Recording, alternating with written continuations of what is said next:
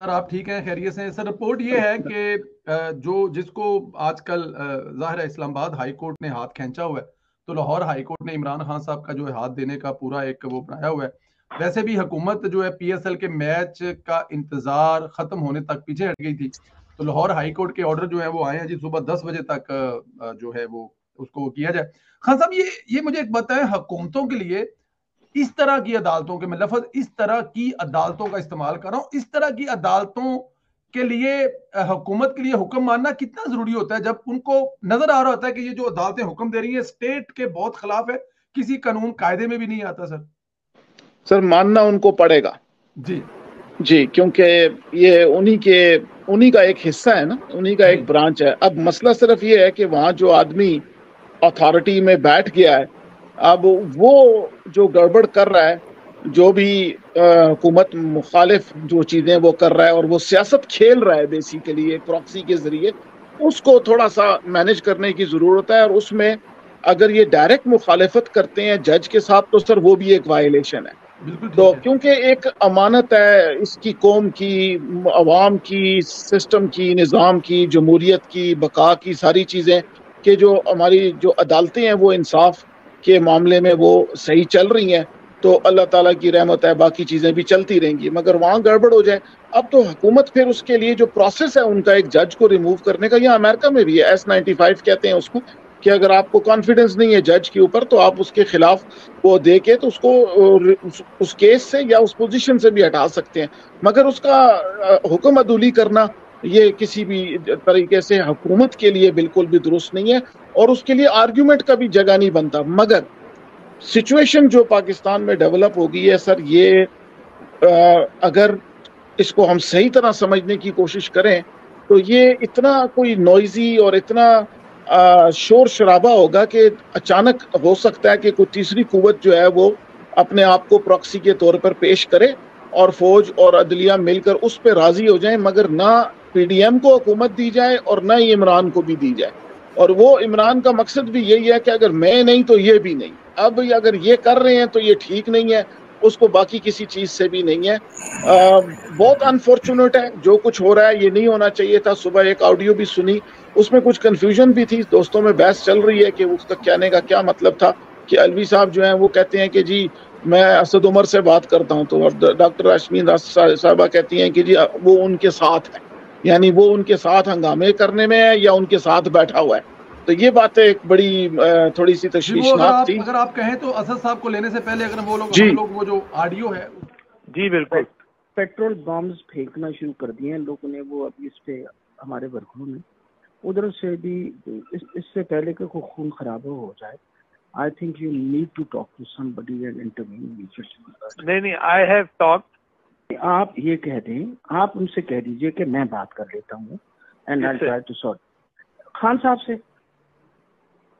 नहीं, मैं समझा नहीं आप क्या कह रही हैं। देखिए सर, इस वक्त तो सिचुएशन ये है कि कुछ मर जाएंगे लोग, अभी कुछ पुलिस वाले भी मर जाएंगे, सिचुएशन इतनी बुरी हो जाएगी कि इलेक्शन पोस्टपोन हो जाएगी, जो मकसद था हमारा। ठीक।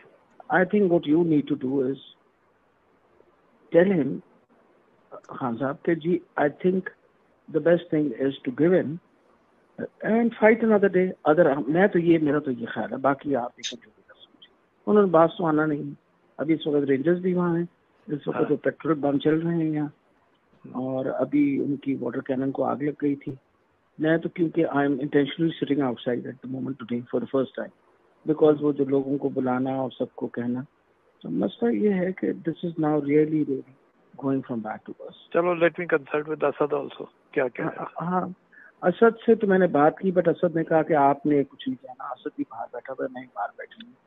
ठीक है, मैंने तो ये हाँ बात कर दीजिए। और मेरा ये ख्याल है कि आप शाह साहब से भी बात करिए। ठीक है, सिटिंग इनसाइड विद खान साहब। ठीक है जी, ओके सर।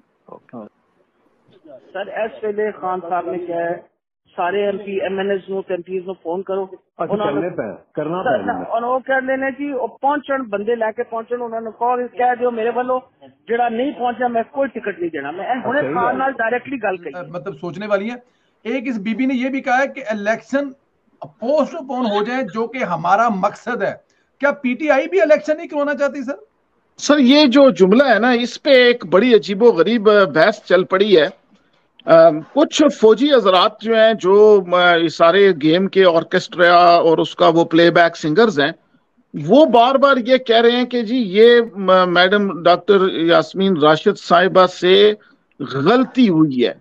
उनका उनको तो इलेक्शन करवाने हैं, वो तो उनका तो फायदा है इलेक्शन कराने में।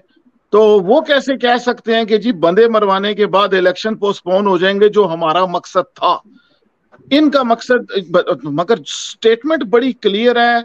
अब पता नहीं वो रात का लेट टाइम था, उनसे बाकी गलती हुई है, या कहीं ये दूसरा चक्कर है कि इमरान खान भी चाहता है कि इलेक्शन अभी ना हो, फिलहाल ना हो, जबकि हम सब समझ रहे हैं कि उसकी पॉपुलैरिटी हाई है। मगर फॉर सम रीजन अगर अंदर से कोई स्ट्रेटेजी चेंज है, तो ये कंफ्यूजन वाली स्टेटमेंट जो है, ये दोनों तरफ से बहस चल रही है। मेरा ये ख्याल था कि मैं तो बड़ा हैरान हुआ है, उन्होंने कहा कि अगर लोग फोत होंगे, मरेंगे, तो इलेक्शन पोस्टपोन हो जाएंगे तो हमारा मकसद हो जाएगा। जबकि वो अलवी साहब से कह रही हैं कि हमारा मकसद भी यही है, यही है। और वो हालांकि अलवी साहब से वो कह रही हैं कि आप जो है इमरान खान से बात करके तो उसे कहें कि आप गिव इन कर दें, क्योंकि अब तो लोग, अब पेट्रोल बम चल रहे हैं, वो फलां चीज को भी आग लग गई, हालात बैड से वर्स हो रहे हैं। तो अगर पिछली गुफ्तगू को और एंडिंग की गुफ्तगू को सामने रखा जाए तो ये जुमला जो है ना एनॉमलस है। मेरा ये भी अभी ये समझ आती है कि शायद उनका भी मकसद यही था, कहना था कि इलेक्शन पोस्टपोन हो जाएंगे, वो इनका मकसद था। तो इनका अपना कोई ये मकसद बिल्कुल भी मैच नहीं करता, मगर ये स्टेटमेंट है बड़ी वियर्ड है किस्म की है। बिल्कुल ठीक है, बिल्कुल ठीक है। हमें बगैर किसी सवाल के जवाब में ये बताएं कि आज सारा दिन जो देखा, कल रात तक जो देखा, आप क्या इसमें हुकूमत इसमें भी अपनी कामयाबी समझ नहीं रही है? क्योंकि इमरान खान साहब लाशें चाहते हैं ताकि उस पर वो मजीद अपनी पार्टी की सियासत बना सकें, और हुकूमत उनको इस किस्म का कोई लाश जो है या इस किस्म की कोई वजह नहीं दे रही। मतलब बड़ा मुश्किल है ना पंजाब पुलिस के लिए नहाते जाना और किसी काम के लिए जाना और वापस खाली हाथ आ जाना, कभी हुआ नहीं है ना, ये हिस्ट्री नहीं है। सदीला साहब, सबसे पहले तो जो पीटीआई वाले हैं वो जरा करीब करीब आ जाएं। अच्छा बड़ा अंदाज है ना, अंदाज सारे नेड़े नेड़े आ जाएं। मैं बताऊंगा मैंने ये लफ्ज क्यों कहा है आपको, एक बड़ी खबर भी इस हवाले से। सबसे पहले मैं आपको बताऊं कि इमरान खान गिरफ्तारी क्यों नहीं दे रहा। ये मेन चीज यही ना, इमरान खान गिरफ्तारी क्यों नहीं देना चाहता। ये हमने 2 दिन प्रोग्राम से बात की है, अगर किसी ने नहीं सुनी कल 2 दिन पहले तो उनको दोबारा मैं बता देता हूँ।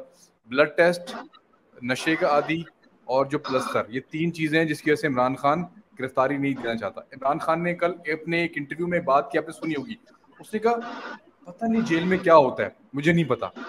अब अगर कोई फेशियल एक्सप्रेशन या कोई बॉडी लैंग्वेज एक्सपर्ट या कोई इस तरह के साइकेट्रिक होते हैं ना सर, वो सिर्फ उनसे पूछ लें कि इस लफ्ज के अंदर कितनी गहराई छुपी हुई है। उसने एक डीप ब्रेथ लेके आंखें ऊपर करके कहा पता नहीं जेल में क्या होता है, पता नहीं क्या होता है जेल के अंदर।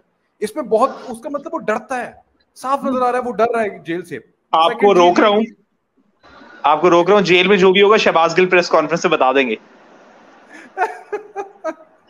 नहीं यार माइक बंद करो पहले, तो मैं बोलने लगा पुत्र तेनू रोकने वाला आ गया है, तेनू रोकने वाला आ गया है। ओ अक्सर जब नहीं आप कंटिन्यू करें मैं बस कोई यार दोस्त होते हैं ना, तो उनके यहाँ जब औलाद पैदा हो ना, जब बच्चा होता कहते हैं पुत्र होना आया तेनू को रोकने वाला।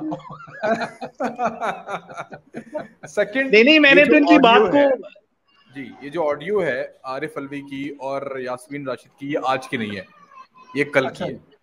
क्योंकि वाटर कैनन को जो आग लगी थी वो कल लगी थी। आज वाटर कैनन को आग नहीं लगी, कल पेट्रोल पंप कल से चलने शुरू हुए थे। तो ये ऑडियो रिकॉर्ड हुई थी, ये कल रिकॉर्ड हुई है और आज इन्होंने इसको पेश किया है क्योंकि अदालत के अंदर इसने इस केस को अदालत में चलना था।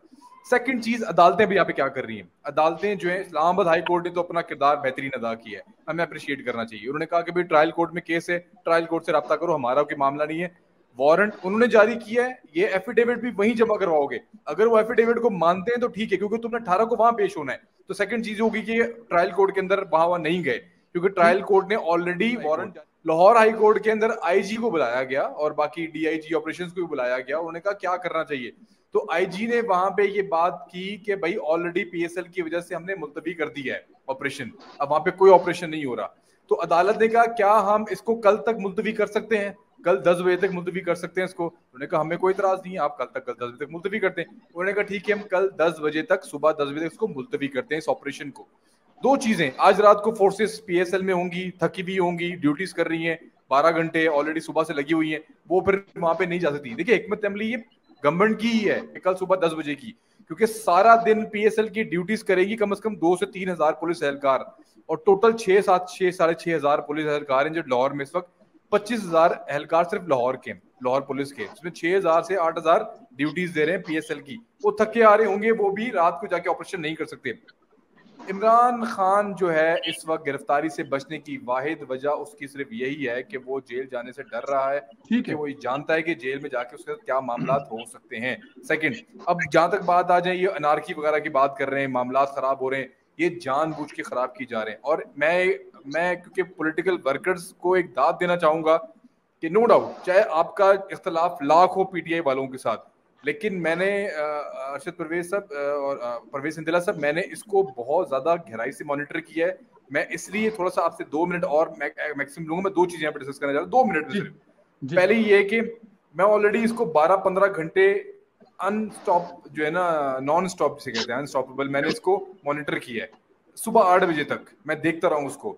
उसमें मैंने कारकुनों की जरूरत को भी देखा है बहुत ज्यादा, और कारकुनों ने बहुत ज्यादा रेजिस्ट भी किया है, इसमें कोई दो राय नहीं है। नौजवान थे, वो कल्ट फॉलोइंग नौजवान थे, एक खुद को हमलावर होता है ना 16-17 साल का, इस तरह के नौजवान थे, और जो तकरीबन 16-17 साल जिनकी उम्र थी, और वो हाइपर एक्टिव थे, और उनकी स्ट्रेटजी बहुत जबरदस्त थी। और आपको पता है कि इस उम्र के जो लड़के होते हैं वो बहुत ज्यादा शार्प होते हैं इस तरह की चीजों के अंदर। आपको पता होगा गेम्स वगैरह और सारी चीजें, जिस तरह हमने मामला वहां पे देखे, जिस तरह उनकी हमने मूवमेंट्स देखी वहां पे नौजवानों की। नंबर 1, नौजवानों की वजह से रेजिस्टेंस बहुत ज्यादा थी, एंड नंबर 2, पुलिस और रेंजर्स, मैं आपको प्रूफ देता हूं 1 मिनट में सिर्फ, कि गिरफ्तार ही नहीं करना चाहते थे। They are just exposing Imran Khan. किस तरीके से? अगर ये पेट्रोल बम्स नहीं चलते तो क्या हम ये Ready? Wow. Mia, Kingston. अदालत ने कहती है रियासत पे हमला किया, क्या ये चीजें आप देखते? जिस तरीके से पुलिस वालों को मारा गया, जिस तरीके से उनके ऊपर बम चलाए गए, अगर ये चीजें ना होती, क्या आज पूरे मीडिया को उनके खिलाफ बात करने का मौका मिलता?